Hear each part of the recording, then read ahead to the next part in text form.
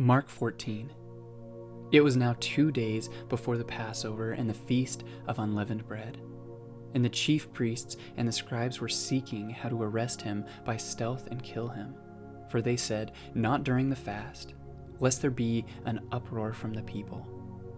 And when he was at Bethany, in the house of Simon the leper, as he was reclining at table, a woman came with an alabaster flask of ointment of pure nard, very costly, and she broke the flask and poured it over his head.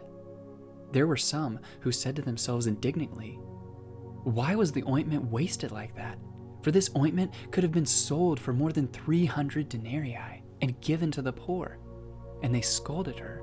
But Jesus said, "Leave her alone. Why do you trouble her? She has done a beautiful thing to me. For you always have the poor with you, and whenever you want, you can do good for them. But you will not always have me. She has done what she could. She has anointed my body beforehand for burial.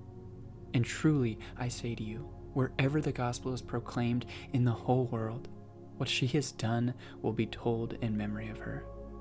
Then Judas Iscariot, who was one of the 12, went to the chief priests in order to betray him to them. And when they heard it, they were glad and promised to give him money, and he sought an opportunity to betray him. And on the first day of unleavened bread, when they sacrificed the Passover lamb, his disciples said to him, "Where will you have us go and prepare for you to eat the Passover?" And he sent 2 of his disciples and said to them, "Go into the city, and a man carrying a jar of water will meet you. Follow him, and wherever he enters, say to the master of the house, 'The teacher says, where is my guest room, where I may eat the Passover with my disciples?' And he will show you a large upper room furnished and ready. There prepare for us." And the disciples set out and went to the city and found it just as he had told them, and they prepared the Passover. And when it was evening, he came with the 12. And as they were reclining at table and eating, Jesus said, "Truly I say to you, one of you will betray me, one who is eating with me." They began to be sorrowful and to say to him one after another, "Is it I?" He said to them, "It is one of the 12, one who is dipping bread into the dish with me. For the Son of Man goes as it is written of him.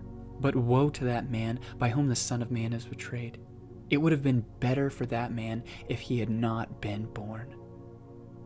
And as they were eating, he took bread, and after blessing it, broke it and gave it to them, and said, "Take, this is my body." And he took a cup, and when he had given thanks, he gave it to them, and they all drank of it. And he said to them, "This is my blood of the covenant, which is poured out for many. Truly I say to you, I will not drink again of the fruit of the vine until that day when I drink it new in the kingdom of God." And when they had sung a hymn, they went out to the Mount of Olives. And Jesus said to them, "You will all fall away, for it is written, I will strike the shepherd, and the sheep will be scattered. But after I am raised up, I will go before you to Galilee." Peter said to him, "Even though they all fall away, I will not." And Jesus said to him, "Truly I tell you, this very night, before the rooster crows twice, you will deny me 3 times. But he said emphatically, "If I must die with you, I will not deny you." And they all said the same. And they went to a place called Gethsemane. And he said to his disciples, "Sit here while I pray." And he took with him Peter and James and John, and began to be greatly distressed and troubled. And he said to them, "My soul is very sorrowful, even to death. Remain here and watch." And going a little farther, he fell on the ground and prayed that if it were possible, the hour might pass from him. And he said, "Abba, Father, all things are possible for you. Remove this cup from me. Yet not what I will, but what you will." And he came and found them sleeping, and he said to Peter, "Simon, are you sleeping? Could you not watch 1 hour? Watch and pray that you might not enter into temptation. The spirit indeed is willing, but the flesh is weak." And again he went away and prayed, saying the same words. And again he came and found them sleeping, for their eyes were heavy, and they did not know what to answer him.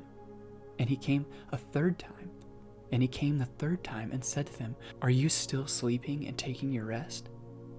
It is enough, the hour has come. The Son of Man is betrayed into the hands of sinners. Rise, let us be going. See, my betrayer is at hand."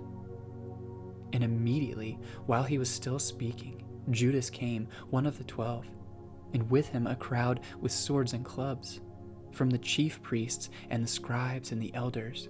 Now the betrayer had given them a sign, saying, "The one I will kiss is the man. Seize him and lead him away under guard." And when he came, he went up to him at once and said, "Rabbi," and he kissed him. And they laid hands on him and seized him. But one of those who stood by drew his sword and struck the servant of the high priest and cut off his ear. And Jesus said to them, "Have you come out as against a robber with swords and clubs to capture me? Day after day I was with you in the temple teaching, and you did not seize me. But let the scriptures be fulfilled." And they all left him and fled. And a young man followed him, with nothing but a linen cloth about his body. And they seized him, but he left the linen cloth and ran away naked. And they led Jesus to the high priest. And all the chief priests and the elders and the scribes came together, and Peter had followed him at a distance, right into the courtyard of the high priest. And he was sitting with the guards and warming himself at the fire. Now the chief priests and the whole council were seeking testimony against Jesus to put him to death, but they found none. For many bore false witness against him, but their testimony did not agree. And some stood up and bore false witness against him, saying, "We heard him say, 'I will destroy this temple that is made with hands, and in 3 days I will build another not made with hands.' Yet even about this their testimony did not agree. And the high priest stood up in the midst and asked Jesus, 'Have you no answer to make? What is it that these men testify against you?' But he remained silent and made no answer. Again the high priest asked him, 'Are you the Christ, the Son of the Blessed?' And Jesus said, 'I am, and you will see the Son of Man seated at the right hand of power, and coming with the clouds of heaven.' And the high priest tore his garments and said, 'What further witnesses do we need? You have heard him blaspheme. What is your decision?' And they all condemned him as deserving death. And some began to spit on him and to cover his face and to strike him, saying to him, 'Prophesy!' And the guards received him with blows. And as Peter was below in the courtyard, one of the servant girls with the high priest came, and seeing Peter warming himself, she looked at him and said, 'You also were with the Nazarene Jesus.' But he denied it, saying, 'I neither know nor understand what you mean.' And he went out into the gateway, and the rooster crowed. And the servant girl saw him and began again to say to the bystanders, 'This man is one of them.' But again he denied it. And after a little while, the bystanders again said to Peter, 'Certainly you are one of them, for you are a Galilean.' But he began to invoke a curse on himself and to swear, 'I do not know this man of whom you speak.' And immediately the rooster crowed a second time, and Peter remembered how Jesus had said to him, 'Before the rooster crows twice, you will deny me 3 times.'